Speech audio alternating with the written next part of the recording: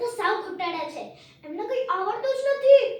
તે હું કંઈ કહું તો મને જ વળે છે. એ પાનુડી તને આ નો આવડી. કેમ ના આવડે? હું કઈ નાની ઠીકલી છું.